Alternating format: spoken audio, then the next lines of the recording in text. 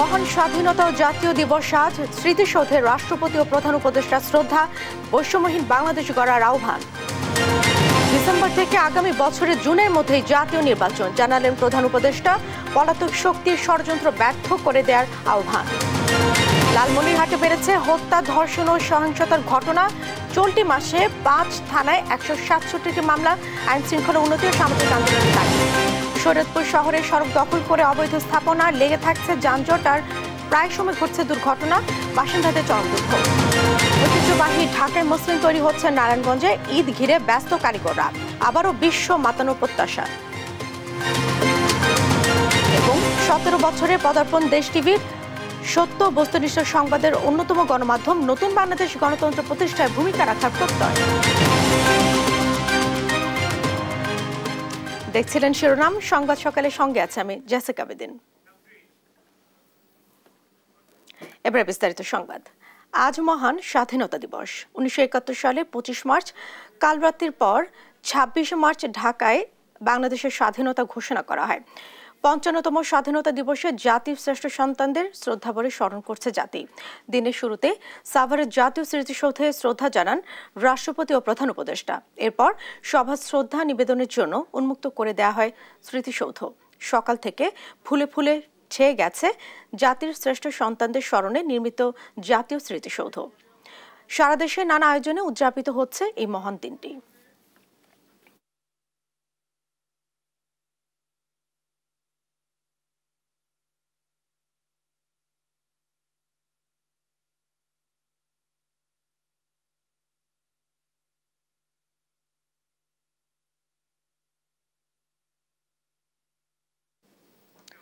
মহান স্বাধীনতা দিবসে জাতীয় স্মৃতিসৌধে শ্রদ্ধা নিবেদন করেছেন রাষ্ট্রপতি, প্রধান উপদেষ্টা, উপদেষ্টা মণ্ডলীর সদস্য এবং বিভিন্ন রাজনৈতিক দলের নেতাকর্মীরা।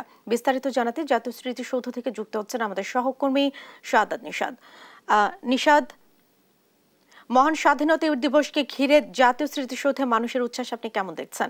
কেমন ভিড় চোখে পড়ছে আপনার?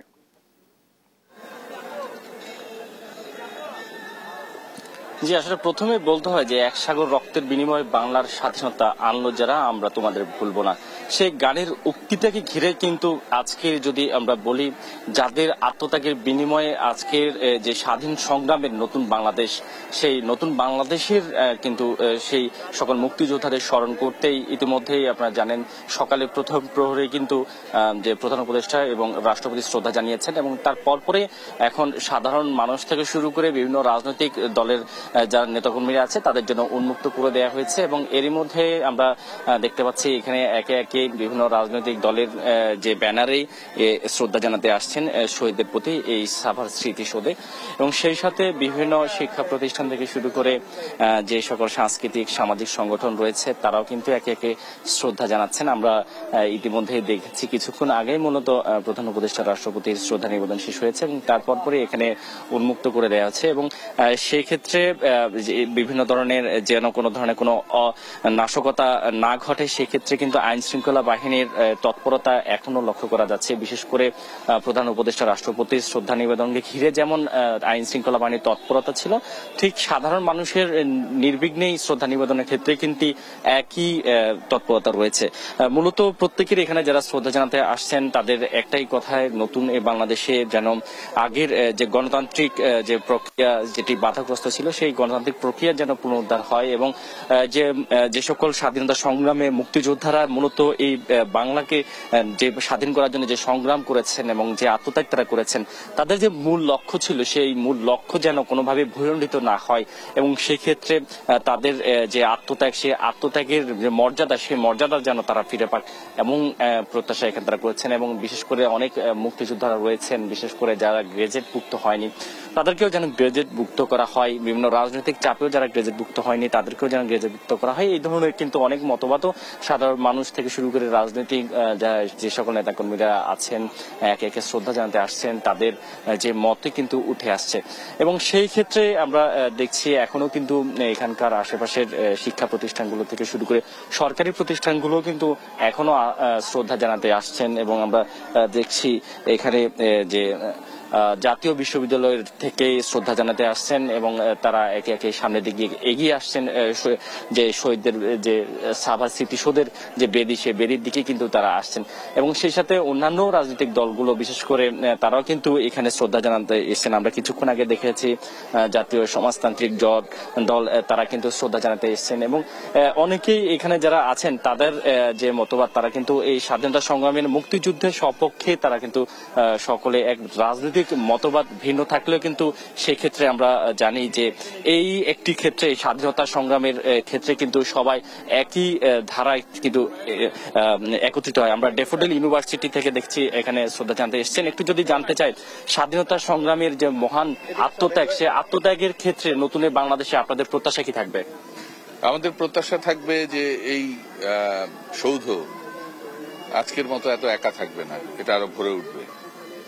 কারণ অনেকেই হয়তো নানাভাবে ভাবছে, আমার কাছে আজকে খুবই নতুন লাগছে। অর্থাৎ এত কম মানুষ এখানে আমি দেখিনি। আমি জাহাঙ্গীরনগর বিশ্ববিদ্যালয়ের শিক্ষার্থী ছিলাম, তো সেই জায়গা থেকে আমি এই জায়গাটা আমার কাছে তো 35 বছরের পরিচিত। তো আজকে খুব অপরিচিত লাগছে। মানে এই সময় এখানে ভরা মানুষ থাকে। তো আমি আবেদন করব যেটা, যে পরিবর্তন যেটাই আসুক, যখনই আসুক, সময় মানেই পরিবর্তিত। তো পরিবর্তিত সময়ে মানুষের যেটা অরিজিন, তার যেটা মানে মূল, সেই জায়গাটা তো মানুষ ভুলে যাবে না। ধন্যবাদ আপনাকে। আসলে এই প্রত্যাশা শুধু এখনকার না, সবসময়ের জন্য। মূলত স্বাধীনতার সপক্ষে সবাই, সব রাজনৈতিক দল এক থাকবে, ঐক্য থাকবে। সেক্ষেত্রে এই যে সাভার স্মৃতিসৌধ, সেখানে সাধারণ মানুষের আনাগোনা এখন কিছুটা কম থাকলেও হয়তো বেলা বাড়ার সাথে সাথে আরো বাড়বে, এমনটাও প্রত্যাশা করা যাচ্ছে। তো সবকিছু মিলিয়ে সাভারের স্মৃতিসৌধের সামনে থেকে আমার কাছে থাকা শ্রদ্ধা নিবন্ধনে এই ছিল সবশেষ খবর। নিশাদ, আপনাকে ধন্যবাদ। দর্শক, একই বিষয়ে জানতে এবার আমরা চলে যাচ্ছি ফাহিম ইউসুফের কাছে। ফাহিম, জাতীয় স্মৃতিসৌধে শ্রদ্ধা জানাতে কারা কারা এসেছেন আর মানুষের মাঝে উচ্ছ্বাস উদ্দীপনা কেমন চোখে পড়ছে আপনার? বিস্তারিত যদি জানাতেন আমাদের।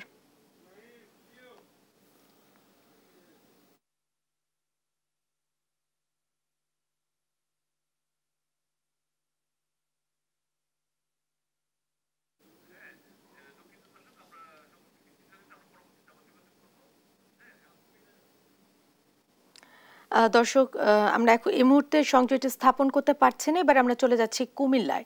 সেখানে আছেন আমাদের সহকর্মী সুমন কবির।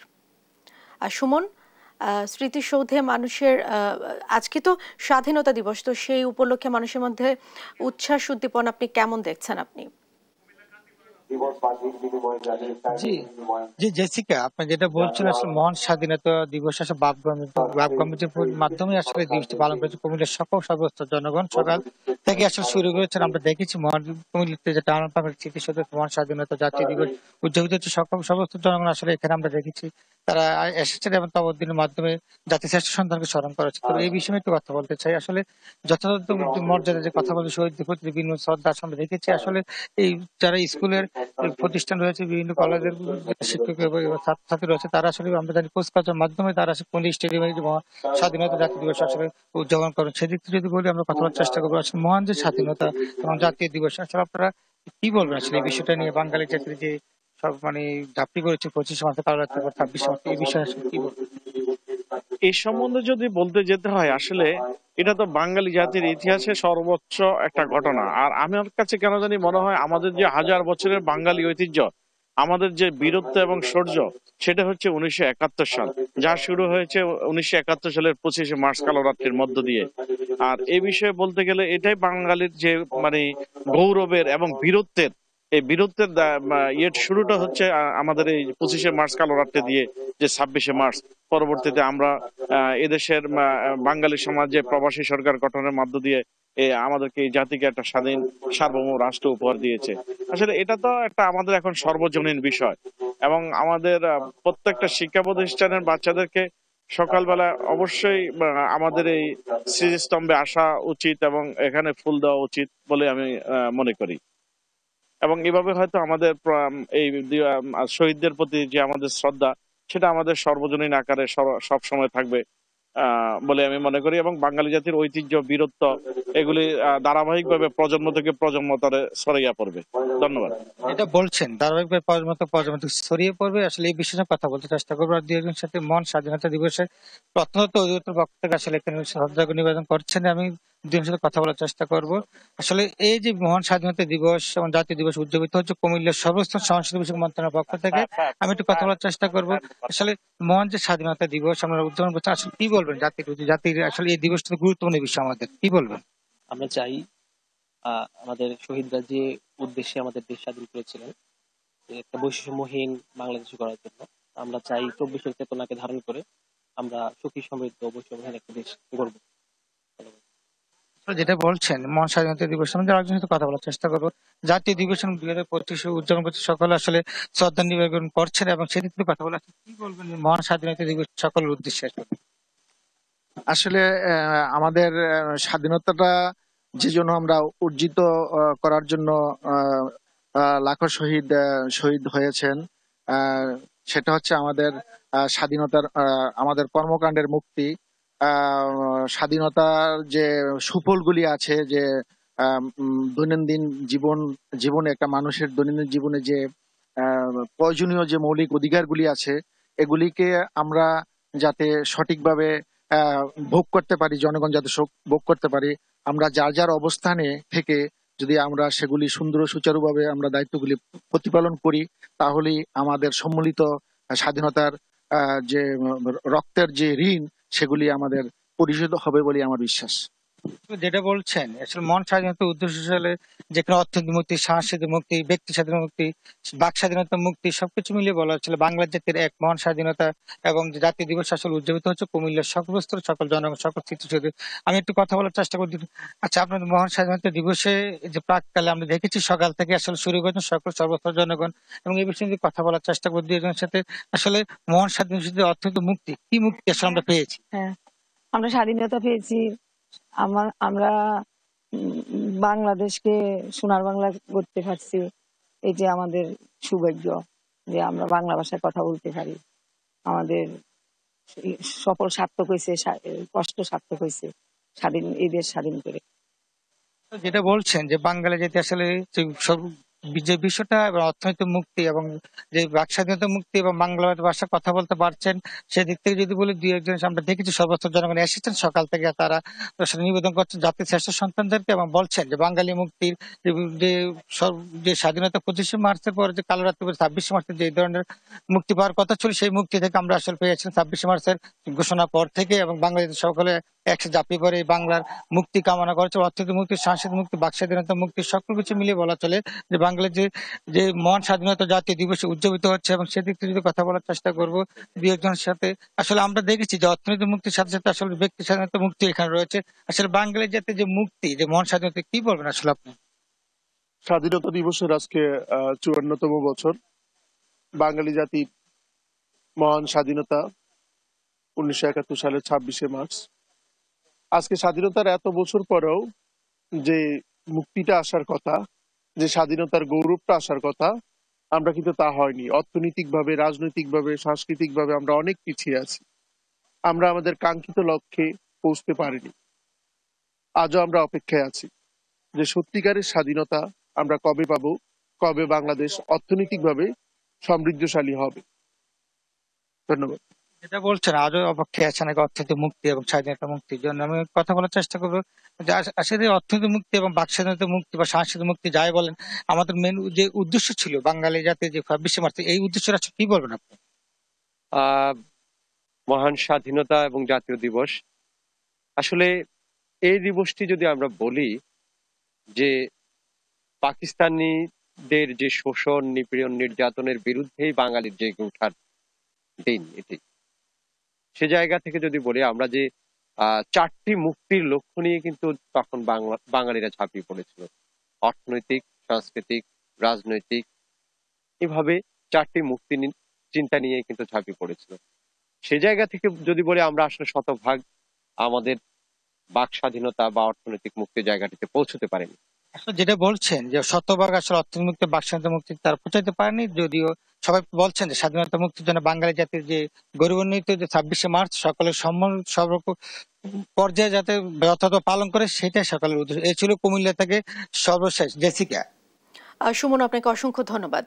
দর্শক, স্বাধীনতা দিবসের বিভিন্ন আনুষ্ঠানিকতার সম্পর্কে জানাচ্ছিলেন আমাদের সহকর্মী সুমন কবির। ২৫ মার্চ কাল রাতে ঢাকা বিশ্ববিদ্যালয়ে পাকিস্তানি হানাদার বাহিনী যতগুলো গণহত্যা চালিয়েছে তার মধ্যে সবচেয়ে বর্বর ছিল জগন্নাথ হলের গণহত্যা। তাই প্রতি বছর দিনটিকে গভীর শ্রদ্ধার সাথে স্মরণ করে বিশ্ববিদ্যালয়ের শিক্ষক শিক্ষার্থীরা। মঙ্গলবার রাতে গণহত্যার শিকার মানুষের স্মরণে গণসমাধিস্থলে ছুটে আসেন শহীদ পরিবারের সদস্য ও সাধারণ শিক্ষার্থীরা।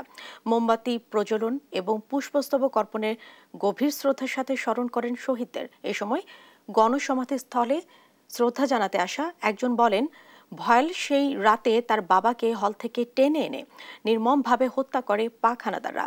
২৫ মার্চ কাল রাতে ঢাকা বিশ্ববিদ্যালয়ের জগন্নাথ হলে ঠিক কতজন শহীদ হয়েছেন তা এখনো অজানা, তবে ৬৬ জনের নাম হলের গণকবরের নাম ফলকে স্থান পেয়েছে। ওখান থেকে বাসা এখানে ছিল আমাদের হলের ভিতরে, হলের থেকে নিয়ে গেছে রাত্রে। বাবা দাদাকে নিয়ে গেছে, আবার ওর ভাইও ছিল, ভাইকে নিয়ে গেছে। আমাদের সম্মানিত শিক্ষক এবং ছাত্রছাত্রীরা এসে মোমবাতি প্রজ্বলন করে তাদের স্মৃতি রক্ষার জন্য তারা এখানে এসেছেন এবং তাদেরকে স্মৃতির মাধ্যমে বা স্মরণ করার মাধ্যমে তাদেরকে মনে করার চেষ্টা করেছেন। এবছর ডিসেম্বর থেকে আগামী বছরের জুনের মধ্যে নির্বাচন হবে বলে জানিয়েছেন প্রধান উপদেষ্টা ডক্টর মোহাম্মদ ইউনূস। চীন সফরে যাবার একদিন আগে মঙ্গলবার সন্ধ্যায় দেশবাসীর উদ্দেশ্যে ভাষণে তিনি বলেন, সংস্কারের পক্ষে মত দিয়েছে প্রতিটি রাজনৈতিক দল। দেশের অর্থনীতিকে চাঙ্গা করতে চীন, আরব আমিরাত, নেপাল, ভুটান সহ বিভিন্ন দেশের শিল্পাঞ্চল গড়া সহ দ্রুততম সময়ে নতুন নতুন বিনিয়োগ আসার আশ্বাস দেন তিনি। ভাষণে আগামী জুনের মধ্যে মূল্যস্ফীতি ৮% নিচে নামিয়ে আনার আশা প্রকাশ করেন তিনি। এ নিয়ে আরো জানাচ্ছেন জান্নাতুল মোহনা। আজ ২৫শে মার্চ মানব সভ্যতার ইতিহাসে কলঙ্কিত এক হত্যাযজ্ঞের দিন। মহান স্বাধীনতা দিবস ও ঈদ উল ফিতর উপলক্ষে মঙ্গলবার সন্ধ্যায় জাতির উদ্দেশ্যে ভাষণ দেন প্রধান উপদেষ্টা ডক্টর মোহাম্মদ ইউনূস। এ সময় তিনি দেশের ভঙ্গুর অর্থনীতির গতি বাড়িয়ে তোলায় প্রবাসীদের প্রশংসা করার পাশাপাশি অর্থ পাচারকারীদের দ্রুত আইনের আওতায় আনতে আন্তর্জাতিক তৎপরতা জোরদার করার কথা জানান। দেশের ধ্বংসপ্রাপ্ত অর্থনীতিতে স্বস্তি এনে দিয়েছে আমাদের প্রবাসী ভাই বোনেরা। ফেব্রুয়ারি মাসে রেমিটেন্স প্রবাহ রেকর্ড গড়েছে, প্রায় ২৫% বৃদ্ধি পেয়ে $২.৫ বিলিয়ন পৌঁছেছে। ফেব্রুয়ারিতে মূল্যস্ফীতি ৯.৩২% নেমে এসছে, যা ২২ মাসের মধ্যে সর্বনিম্ন। এই অর্থ পাচারকারীদের দ্রুত আইনের আওতায় নিয়ে আসার লক্ষ্যে ইতিমধ্যে আন্তর্জাতিক তৎপরতা জোরদার করা হয়েছে। দ্রুত সময়ে বিদেশি বিনিয়োগ আনার আশ্বাস দেন প্রধান উপদেষ্টা। জানান, চীন, আরব আমিরাত, নেপাল, ভুটান সহ বিভিন্ন দেশ বাংলাদেশের শিল্পাঞ্চল গড়তে আগ্রহ জানিয়েছে। ইতিমধ্যে কয়েক বিলিয়ন ডলারের প্রস্তাবও পাওয়া গেছে। প্রিয় দেশবাসী, অন্তর্বর্তী সরকার পৃথিবীর বিভিন্ন দেশের শীর্ষস্থানীয় বিনিয়োগকারীদের সঙ্গে নিয়মিত বৈঠক করে যাচ্ছে। তারা বাংলাদেশের বর্তমান ব্যবস্থায় বিনিয়োগের বিষয়ে খুবই আগ্রহী। আশা করছি দ্রুততম সময়ে দেশের নতুন নতুন বিদেশি বিনিয়োগ আপনারা দেখতে পাবেন। মধ্যে DP World, Singapore PSA, AP Moller Maersk কয়েক বিলিয়ন ডলারের বিনিয়োগের প্রস্তাব করেছে। সংযুক্ত আরব আমিরাতকে আমাদের দেশে শিল্প কারখানা গড়ে তোলার জন্য একটি শিল্পাঞ্চল করার প্রস্তাব দিয়েছে। তারা এই বিষয়ে আগ্রহ জানিয়েছে। গুজব ছড়িয়ে জুলাই অভ্যুত্থান ব্যর্থ করার ষড়যন্ত্র চলছে বলেও জানান তিনি। অন্তর্বর্তী সরকার দায়িত্ব নেবার পর থেকেই গণমাধ্যম ও সোশ্যাল মিডিয়ায় গুজবের যেন এক মহোৎসব চলছে। দেশকে অস্থিতিশীল করার জন্য একের পর এক মিথ্যা তথ্য ছড়িয়ে দিয়ে জনগণকে বিভ্রান্ত করার চেষ্টা চলছে। এক ছবির সঙ্গে অন্য ছবি জুড়ে দেওয়া হচ্ছে, ঘটনা একটা, ছবি আরেকটা। এরকম ফটোকার্ড বানিয়ে অন্য দেশের ঘটনাকে এ দেশের ঘটনা হিসেবে চালিয়ে দিয়ে সোশ্যাল মিডিয়ায় তোলপাড় করে ফেলছে। যতই নির্বাচন কাছে আসবে এর রূপ আরো ভয়ঙ্কর হতে থাকবে। কারা এর পেছনে আছে, কেন আছে, তা আপনাদের সবারই জানা আছে। এছাড়া চলতি বছরের ডিসেম্বর থেকে আগামী বছরের জুনের মধ্যে নির্বাচন অনুষ্ঠিত হবে উল্লেখ করে প্রধান উপদেষ্টা বলেন, সংস্কারের পক্ষে মত দিচ্ছেন প্রতিটি রাজনৈতিক দল। এবছর ডিসেম্বর থেকে আগামী বছরের জুনের মধ্যে নির্বাচন হবে। আমরা চাই আগামী নির্বাচনটি বাংলাদেশের ইতিহাসে সবচেয়ে অবাধ, সুষ্ঠু ও গ্রহণযোগ্য নির্বাচন হবে। দেশের রাজনৈতিক দলগুলো খুবই ইতিবাচকভাবে সংস্কার কাজে সাড়া দিয়েছেন, তাদের মতামত তুলে ধরছেন। কোন রাজনৈতিক দল কোন কোন সংস্কার প্রস্তাবে একমত হয়েছেন, কোনটিতে দ্বিমত হয়েছেন, সেসব তারা জানাচ্ছেন। এটা আমাদের জাতির জন্য অত্যন্ত সুখকর বিষয় যে প্রতিটি রাজনৈতিক দল সংস্কারের পক্ষে মত দিচ্ছেন। এদিকে এবার হজ যাত্রা সহজ করতে বিশেষ অ্যাপ চালুর বিষয়টিও ভাষণে তুলে ধরেন প্রধান উপদেষ্টা। সবশেষে দেশবাসীর নির্বিঘ্নে ঈদ আনন্দ উদযাপনের প্রত্যাশা জানিয়ে শুভেচ্ছা জানান সরকার প্রধান। অবস্থান থেকে জান্নাতুল মোহনা, দেশ টিভি, ঢাকা। সম্প্রতি লালমনিরহাটে বেড়েছে হত্যা, ধর্ষণ, নারী ও শিশু নির্যাতন ও মাদক পাচারের প্রবণতা। চলতি মাসের 23 দিনেই জেলার 5 থানায় এসব অভিযোগে মামলা হয়েছে 167টি। এতে অভিভাবক ও সচেতন সমাজ উদ্বিগ্ন। চলমান পরিস্থিতি উত্তরণে বিচারিক ব্যবস্থার গতি বৃদ্ধি ও সামাজিক আন্দোলন গড়ে তোলার বিকল্প নেই বলেও দাবি তাদের। আরও জানাচ্ছেন সহকর্মী জামাল বাদশা।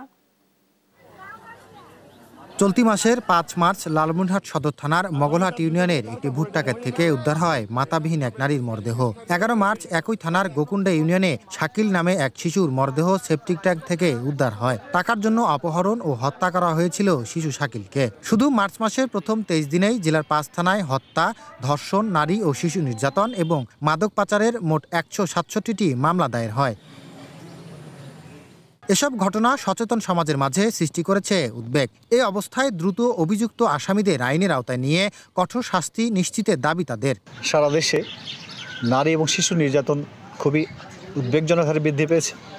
বিশেষ করে শিশু নির্যাতনের বিষয়টি, ধর্ষণের বিষয়টি একজন অভিভাবক নাগরিক হিসেবে আমাদেরকে ভীষণভাবে তাড়িত করছে। এই ধর্ষণ মামলার বিচারে নতুন করে একটা শাস্তির বিধান করা হোক এবং কঠোর শাস্তির বিধান করে এই ধরনের দুর্ঘটনা থেকে সমাজকে যেন মুক্ত করে। উদ্বেগ প্রকাশ করছি, আতঙ্ক এখানেই, এই অপরাধীরা এত দ্রুত কেন জামিন পাচ্ছে। ধীরগতির বিচারিক কার্যক্রমের কারণে অনেক ক্ষেত্রে সামাজিক ভোগান্তি তৈরি হয়। এতে ভুক্তভোগীরা সরে যায় মামলা থেকে। অভিযুক্তরা সহজে জামিন পাওয়ায় অপরাধ প্রবণতা বাড়ছে বলে মনে করছেন আইনজীবীরা। 2000 সালে নারী শিশু নির্যাতন দমন আইন তৈরি হয়েছে, আমাদের ট্রাইব্যুনাল আছে, আমাদের পিপি সাহেব আছে, পর্যাপ্ত পরিমাণ আমাদের রাষ্ট্রীয় জনবলও আছে। তো সেখান থেকে আমরা আসলে এই ডিলে বিচারটা থেকে বেরিয়ে আসতে পারতেছি না। আমাদের সবাইকে এই বিষয়ে এগিয়ে আসতে হবে। আমরা যদি জনগণ এগিয়ে না আসি তাহলে এটা কোনোদিনই বন্ধ করা যাবে না। যারা আসামি হয়েছে উপযুক্ত শাস্তি দিয়ে এবং অতি দ্রুত তাদের বিচারের আওতায় আনতে হবে। সম্প্রতি জেলার নারী শিশু হত্যা, ধর্ষণ ও ধর্ষণ চেষ্টা মামলায় অনেক অভিযুক্তকে গ্রেপ্তার করা হয়েছে বলে জানিয়েছে পুলিশ। আর সমাজে অপরাধ কমাতে সামাজিক আন্দোলন ও সচেতনতা বাড়ানোর পরামর্শ এই পুলিশ কর্মকর্তার। সামাজিক সচেতনতা বাড়াতে হবে, আমাদের নারীর প্রতি মর্যাদা যে জায়গাটা সেখানে বৃদ্ধি করতে হবে। দোষীদের দ্রুত বিচার ও কঠোর শাস্তি নিশ্চিত করা গেলে এসব অপরাধ কমে আসবে, এমনটাই দাবি সকলের। জামাল বাদশা, দেশ টিভি, লালমনিরহাট। শরীয়তপুর শহরের প্রধান সড়কের জায়গা দখল করে গড়ে উঠেছে সরকারি বেসরকারি বিভিন্ন অবৈধ স্থাপনা। ফলে সড়কের জায়গা সংকুচিত হয়ে সৃষ্টি হচ্ছে যানজট, ঘটছে ছোট বড় দুর্ঘটনা। এতে ভোগান্তির শিকার স্থানীয় বাসিন্দা, পথচারী ও চালকরা। সাইফুল ইসলাম আকাশের পাঠানো তথ্য ছবিতে আরও জানাচ্ছেন সালমা জাহান। সড়ক ঘেঁষে তৈরি হয়েছে পাকা আধা পাকা সব স্থাপনা। সড়ক বিভাগের তথ্য মতে শরীয়তপুর জেলা সদরে এমন অবৈধ স্থাপনার সংখ্যা অন্তত 146টি, যা থেকে বাদ যায়নি ট্রাফিক পুলিশ বক্স, বিদ্যুৎ বিভাগ, পৌরসভা, আনসার জেলা কমান্ড্যান্ট সহ সরকারি প্রতিষ্ঠানগুলোর স্থাপনাও। শহরের ধানুকা হতে পালং উত্তর বাজার পর্যন্ত 1.5 কিলোমিটার সড়কটি 60 থেকে 70 ফুট প্রশস্ত। জমি অধিগ্রহণ করে প্রথমে 12 ফুট ও পরে 24 ফুট সড়ক নির্মাণ করা হয়। বর্তমানে অধিগ্রহণ করা বাকি জমির দখল হয়ে গেছে অন্তত 87%। চলাচলের জায়গা দখল হয় প্রতিনিয়ত ভোগান্তির শিকার পথচারীরা। আশ্চর্য হই যে শরীয়তপুরের মতো একটি শহরে এইটুকু জায়গা, তার মধ্যে আবার দুই পাশে অবৈধভাবে এই রাস্তার জায়গাগুলো দখল করে রাখা হয়েছে। মনোহর থেকে রাজগঞ্জ পর্যন্ত যে রাস্তাটা, এই রাস্তাটা নিয়ে আমরা অনেক ভুগতেছি। প্রতিদিন একটা না একটা অ্যাক্সিডেন্ট লাগিয়ে আছে এখানে। তো আমরা দ্রুত চাই এই রাস্তাটা প্রশস্ত হোক। সাধারণ জনগণ আমাদের চলাফেরা করতে খুবই কষ্ট হয়। আমরা এগুলি অপসারণ চাচ্ছি এবং সুন্দর একটা নিরাপদ সড়ক চাচ্ছি। সড়কের জায়গা দখল করে স্থাপনা গড়ে ওঠায় শহরে বেড়েছে যানজট, ঘটছে ছোট বড় দুর্ঘটনা। দোকানপাট অস্থায়ী রোডের কিনারে রাখার পরে রাস্তা রোডে গাড়ে জামজাক্কার লেগে গাড়িগুড়ি চালাতে পারতেছি না আমরা। অবৈধ স্থাপনার তালিকা তৈরি করা হয়েছে বলে জানিয়েছেন জেলার সড়ক ও জনপথ বিভাগ। সহায়তা কামনা করি এবং সেজন্য আমরা তাদেরকে একটা লিস্ট দিয়েছি। এদিকে সড়ক বিভাগের আবেদনের ভিত্তিতে সকল অবৈধ স্থাপনার উচ্ছেদের বিষয়ে সর্বোচ্চ সহযোগিতার আশ্বাস জেলা প্রশাসনের। সুস্পষ্টভাবে কী ধরনের সহযোগিতা ওনার প্রয়োজন সেটা আমাদেরকে জানাবেন এবং তার প্রেক্ষিতে আমরা আইনানুগ সর্বোচ্চ সহযোগিতা আমরা প্রদান করব যত সমস্ত অবৈধ স্থাপনা রয়েছে সব উচ্ছেদের বিষয়ে। সড়ক দখলমুক্ত করার ব্যাপারে বিশেষ দৃষ্টি দিবে কর্তৃপক্ষ, এমন আশা শরীয়তপুরবাসীর। নিউজ ডেস্ক, দেশ টিভি। প্রায় ২০০ বছর আগে হারিয়ে যাওয়া ঐতিহ্যবাহী ঢাকাই মসলিন এখন তৈরি হচ্ছে নারায়ণগঞ্জের রূপগঞ্জে। ১২ হাত লম্বা আর কার্পাসের সুতায় এই মসলিন তৈরি করছে স্থানীয় এক উদ্যোক্তা। ঈদ ঘিরে নানা ডিজাইনে হাতে তৈরি এই মসলিন দেশের গণ্ডি পেরিয়ে যাচ্ছে বিদেশেও। তাঁতিদের প্রত্যাশা, সরকারি সহযোগিতা পেলে সোনালী ঐতিহ্যের ঢাকাই মসলিন আবারও বিশ্ব মাতাবে। বিল্লাল হোসেনের রিপোর্ট, জানাচ্ছেন টুম্পা আফরোজ। কার্পাসের মিহি সুতায় নানা ডিজাইনের ঢাকাই মসলিন শাড়ি তৈরি করছেন রূপগঞ্জ নোয়াপাড়া গ্রামের তাঁতি আলামিন। এ পর্যন্ত ৩০০ থেকে ৪০০ কাউন্টের সুতা দিয়ে ৯টি মসলিন শাড়ি তৈরি হয়েছে তার তাঁতখানায়। প্রতিটি শাড়ির দৈর্ঘ্য ৬ গজ এবং প্রস্থ ৪৭ ইঞ্চি, ওজন প্রায় ২৫০ গ্রাম। আংটির ভেতর দিয়ে চলা ডিজাইন আর সুতার কাউন্টের ওপর নির্ভর করে প্রত্যেকটি শাড়ি তৈরিতে ৩ থেকে ৪ লাখ টাকা খরচ হয়। দেশের ঐতিহ্য কিভাবে ফিরে আনা যায়, মসলিন হলো সর্বনিম্ন ৪ লক্ষ টাকা, এতে আপনার ৮ লক্ষ ৯ লক্ষ। যদি সরকারি কোনো সহযোগিতা ভাবে আমি পাই তাহলে হয়তো আমার আশা আছে আরো বড় সরে শিখানো। ২০১৩ সালে নোয়াপাড়ায় বিসিক জামদানি পল্লীর তাঁতি আলামিনের মাধ্যমে ঐতিহ্যবাহী এ মসলিন শাড়ি তৈরির উদ্যোগ নেয় দৃক গ্যালারি। দেশের গণ্ডি পেরিয়ে এখন এই মসলিন বিক্রি হচ্ছে যুক্তরাজ্য, ফ্রান্স, ভারত, সিঙ্গাপুর সহ বিভিন্ন দেশে। বেঙ্গল মসলিন কেন্দ্র নামে ছোট্ট একটি কক্ষে আলামিন এবং আরও বেশ কয়েকজন পারদর্শী মসলিন তৈরিতে ব্যস্ত সময় পার করছেন। ঈদ ঘিরে ২৫ লাখ টাকা মসলিন বিক্রির প্রত্যাশা তাঁতিদের। এটা যেরকম ৩০০ কাউন্টের সুতা, এটার উপর আছে ৫০০ কাউন্টের সুতা মসলিন। এই শাড়িটা বুনতে অনেক খুব কষ্ট হয়, সবাই এই মসলিন শাড়িটা তৈরি করতে পারে না। তুলা থেকে তৈরি সূক্ষ্ম সুতায় বানানো এই মসলিন বাণিজ্যিকভাবে এখনো বিক্রি শুরু না হলেও আসছে প্রাতিষ্ঠানিক অর্ডার। পাশাপাশি তাঁত বোর্ডের সহায়তায় ঢাকায় মসলিন তৈরির উদ্যোগ নেওয়া হচ্ছে বলে জানান এই কর্মকর্তা। বড় ধরনের কোনো প্রতিষ্ঠান যদি অর্ডার দিয়ে থাকে তাদেরকে, তাহলে তারা সাধারণত সেভাবে করে থাকে। বাণিজ্যিকভাবে মসলিনের প্রচলনটা এখনও আমাদের জামদানি শিল্পনগরীতে ওরকম না। আর মসলিনের সোনালী ঐতিহ্য ফিরিয়ে আনতে তাঁতি ও উদ্যোক্তাদের সরকারি সহায়তার পাশাপাশি প্রশিক্ষণের ব্যবস্থা করার কথাও জানান জেলা প্রশাসক। আমরা আরো বেশি ট্রেনিং দিয়ে এবং এই শিল্পকে আবার কিভাবে আমরা আন্তর্জাতিক অঙ্গনে নিয়ে যেতে পারি আমরা সেই চেষ্টা করব। প্রায় ২০০ বছর আগে ঢাকার মেঘনা ও শীতলক্ষ্যা নদীর তীরে কার্পাসের সুতা থেকে তৈরি করা হতো এই মসলিন। তবে ব্রিটিশ শাসনামলে কারখানায় বানানো কাপড় ছড়িয়ে পড়লে হারিয়ে যায় মসলিন। নিউজ ডেস্ক, দেশ টিভি। নোয়াখালীর বিপণী বিতানগুলো ক্রেতাদের ভিড়ে সরগরম। সকাল থেকে মধ্যরাত পর্যন্ত চলছে ধুম বেচাকেনা। দেশীয় বিদেশি পোশাকের চাহিদা থাকলেও এবছর দাম বেশি বলে অভিযোগ ক্রেতাদের। সহকর্মী মাওলা সুজনে পাঠানো তথ্য ছবিতে আরো জানাচ্ছেন অঙ্কন চৌধুরী। রমজানের মাঝামাঝি সময় পার হতেই নোয়াখালীতে ঈদের বাজার জমে উঠেছে। শপিং মল ও মার্কেটগুলোতে উপচে পড়া ভিড় দেখা যাচ্ছে। শাড়ি, থ্রি পিস, পাঞ্জাবি, জুতা থেকে শুরু করে শিশুদের পোশাকের দোকানে ভিড় কিছুটা বেশি। ক্রেতারা এক দোকান থেকে অন্য দোকানে যাচ্ছেন পছন্দের পোশাক কিনতে। এবারের কালেকশনে নতুনত্ব থাকলেও দাম বেশি বলে অভিযোগ রয়েছে। তবে ঈদের আনন্দে তা তেমন প্রভাব পড়ছে না। সবাই বাজেটের মধ্যে কেনাকাটার চেষ্টা করছেন। পরিবারের সদস্যদের জন্য কেনার পর নিজেদের জন্য কেনাকাটা করছেন অনেকে।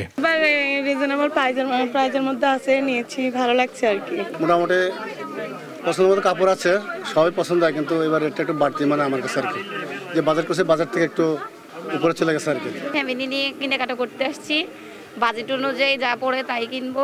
প্রত্যেক বছরের থেকে আমি মনে করি বছরের কালেকশনটা আরো সুন্দর। ক্রেতারা বলছেন ডলারের দাম বাড়ার কারণে ঈদের বাজারে এবার প্রভাব পড়েছে। 15 রমজানের পর থেকেই বাজার জমে উঠতে শুরু করেছে। দাম একটু বাড়তি হওয়ার কারণে বিশ্ববাজারে আসলে ডলারের কারণে একটা সমস্যা হচ্ছে, আর আমরা আমাদের ক্রেতা আমরা যেভাবে কিনতেছি সেই অনুপাতে আমাদের বিক্রি 15 রমজানের পর থেকে আমাদের বিক্রি বাড়ছে। আমরা আশা করি আরো ভালো বিক্রি করতে পারবো ইনশাআল্লাহ। মার্কেটে কেনাকাটার জন্য দেখলাম প্রাইস অনেক একটু বেশি। ক্রেতারা যাতে স্বাচ্ছন্দ্যে কেনাকাটা করতে পারেন সেজন্য পুলিশ প্রশাসন বিশেষ নিরাপত্তা ব্যবস্থা গ্রহণ করেছেন। মার্কেটগুলোর জন্য আমরা পুলিশ ফোর্স দিয়েছি, সিভিল টিম দিয়েছি, যাতে করে চুরি, ছিনতাই, ডাকাতি সহ এবং অন্যান্য অপরাধ সংঘটিত হতে না পারে। বিশেষ করে কিশোর গ্যাংয়ের সমস্যা আছে, এ বিষয়ে কাজ করছি। নিরাপদ ও স্বাচ্ছন্দ্যে কেনাকাটা শেষে আনন্দ নিয়ে সবাই ঘরে ফিরবেন, এমনটাই প্রত্যাশা সবার। নিউজ ডেস্ক, দেশ টিভি। খুব দ্রুতই সুস্থ হয়ে তামিম ইকবাল খেলার মাঠে ফিরবেন বলে আশা প্রকাশ করেছেন যুব ক্রীড়া উপদেষ্টা আসিফ মাহমুদ সজীব ভুঁইয়া। মঙ্গলবার রাতে এভারকেয়ার হাসপাতালে তামিমকে দেখতে এসে সাংবাদিকদের কথা জানান তিনি। এদিকে উন্নত চিকিৎসার জন্য মঙ্গলবারই তামিম ইকবালকে সাভারের কেপিজি হসপিটাল থেকে ঢাকা নিয়ে আসা হয়। আরো জানাচ্ছেন রিফাত আঞ্জুম। সোমবার বড় ধরনের হার্ট অ্যাটাকের পর তামিম ইকবালের হার্টে রিং লাগানো হয়। এরপর মঙ্গলবার সকালে চিকিৎসকরা তামিমকে পর্যবেক্ষণে রাখার কথা জানান। প্রথমে হাসপাতালে স্থানান্তরের কথা না থাকলেও পরে সিদ্ধান্ত পরিবর্তন করা হয়। সন্ধ্যার পর রওনা দিয়ে রাত 9:45টার দিকে অ্যাম্বুলেন্সে করে রাজধানীর এভারকেয়ারে নিয়ে আসা হয় তামিমকে। এ সময় তামিমের সঙ্গে তার পরিবারের সদস্যরা ছিলেন। ঢাকায় তামিমকে দেখার জন্য নুরুল হাসান সোহান, নাজমুল হোসেন শান্ত ও লিটন দাস হাসপাতালে যান। রাত 10টার দিকে তামিমকে দেখতে হাসপাতালে যান যুব ও ক্রীড়া উপদেষ্টা আসিফ মাহমুদ সজীব ভুঁইয়া। এ সময় তিনি সাংবাদিকদের জানান তামিম সুস্থ আছেন এবং তার পরিবাররাও স্বস্তিতে রয়েছেন। আমি মনে করি যে খুব দ্রুত উনি রিকভার করবেন। ওনার মেন্টাল যে স্ট্রেংথ দেখলাম, তারপরে ওনার ফ্যামিলির সাথেও কথা হয়েছে, সবাই এখন স্বস্তিতে আছে। ডাক্তাররা নিয়মিত দেখছেন এবং আশা করি খুব দ্রুতই ক্যাবিনেও ফিরে আসবেন এবং সুস্থ হয়ে আমাদের মাঝে ফিরে আসবেন। ক্রীড়া উপদেষ্টা জানিয়েছেন উন্নত চিকিৎসার জন্য যদি বাইরে নিয়ে যাওয়ার প্রয়োজন হয় তবে তার পরিবারের সঙ্গে কথা বলে সিদ্ধান্ত নেবেন ডাক্তাররা। তামিম দ্রুতই সুস্থ হয়ে মাঠে ফিরবেন আশা ক্রীড়া উপদেষ্টার। এখনো ডাক্তারদের সাথে ফ্যামিলি কথা বলছে, যদি ডাক্তার এই ধরনের কিছু সাজেস্ট করে তাহলে ফ্যামিলি ভাববে সে বিষয়ে। দেশের সকলের দোয়া ছিল এবং কাইন্ড অফ মিরাকেল, এবং আল্লাহ তাআলা চেয়েছেন অবশ্যই, সেজন্য তিনি আমাদের মাঝে আছেন এবং খুব দ্রুতই আবার হয়তো আমরা পুরাতন ভাবেই তাকে দেখতে পাবো, মাঠে দেখতে পাবো, এটাই প্রত্যাশা রাখছি। তামিমকে দেখতে বিসিবি সভাপতি ফারুক আহমেদ ও সাবেক ফুটবলার আমিনুল হকও এভারকেয়ারে যান। রিফাত আঞ্জুম, দেশ টিভি, ঢাকা। 17 বছরে পদার্পণ করেছে দেশ টিভি। শুরুর দিকে সংবাদ আর বিনোদনের মাধ্যম হলেও এখন গণমানুষের সংবাদের অন্যতম আস্থা হয়ে উঠেছে দেশ টিভি। সমাজের অসঙ্গতি, অনিয়ম, দুর্নীতি আর হাসি কান্না তুলে ধরার সঙ্গে সঙ্গে ঘটনার কাছ থেকে বাস্তবতা তুলে ধরছে দেশ টেলিভিশনের প্রতিটি সংবাদ। গণমানুষের স্বপ্ন পূরণে 17 বছরের পথ চলায় বর্তমানে সংবাদ ভিত্তিক চ্যানেলটির সাফল্য গাথা ও প্রত্যয়ের গল্প জানাচ্ছেন এম এ আজিম। ক্যামেরায় ছিলেন ইশাত সোহেল। দেশের প্রত্যন্ত এলাকা যেখানে চায়ের কাপের উষ্ণতায় গণমানুষের সংবাদের মাধ্যম এখন দেশ টিভি। দেশের চলমান পরিস্থিতি, রাজনীতি, অর্থনীতি, বিনোদন বা খেলার খবর সবার আগে সত্যটা তুলে ধরায় তৈরি হয়েছে এ আস্থা। অনেকেই খোঁজ খবর আইসে কয় যে দেশ টিভির খবরটা দেখাও, দেশ টিভির খবরটাই আমরা ভালো চ্যানেলে এই অনেক কিছু দেখতে পারি। জনতার ভাবনা আছে, কিছু অনুষ্ঠানগুলো ভালোই লাগে। তবে টেলিভিশনের একটা কাজ হলো মানুষের আসলে ভাবনা, মানুষের একটা, কিন্তু এই যতই মানুষ ওয়াইফাই যাই চালাক, টিভি কিন্তু আলাদা একটা জায়গায় অবস্থান করে আছে। মোবাইলে, ইন্টারনেটে ধরেন অনেক ভুয়া খবর আসে, ওটা যাচাই করার জন্য আমরা দেশ টিভি দেখি। গণমাধ্যম নিয়ে নানান মতপার্থক্যের মাঝেও বাসার ড্রয়িং রুমে সবার পছন্দের তালিকায় যুক্ত হয়েছে দেশের অন্যতম স্যাটেলাইট চ্যানেল দেশ টিভি। দেশ টিভির নিউজ আমরা সবসময় দেখছি, প্রত্যাশা অবশ্যই পূরণ হচ্ছে। আমরা দেখছি যে কিছুদিন আগেও আমরা ঝুঁকিপূর্ণ একটা নিউজ দেখলাম দেশ টিভিতে। এগুলা লাইভ টেলিকাস্ট করা হয়, লাইভ দেখানো হয়, এই বিষয়গুলো খুব ভালো লাগে। দেশ টিভি দেশের কথা বলে। বাদ পড়ছে না সরকারি বেসরকারি অফিস দপ্তর বা প্রতিষ্ঠানেও। সংবাদ জানার প্রয়োজনে বোকাবাক্সের পর্দায় দেশ টিভিতেই থমকে যায় অনেক দর্শক। প্রযুক্তির যুগের সাথে তাল মিলিয়ে শুধু বোকা বাক্সেও বন্দী নয় এখন দেশ টিভি। সামাজিক যোগাযোগ মাধ্যম ইউটিউব ও ফেসবুকেও কোটি মানুষের আস্থার প্রতীক এখন দেশ টিভি। অনেক টিভি চ্যানেলের মাঝে আমাদের দেশ টিভির নিউজ আপগ্রেড এবং এর যেসব ব্রেকিং নিউজগুলো আমরা যেসব স্ক্রলে দেখি দেন অ্যান্ড দেয়ার আমরা পেয়ে যাই।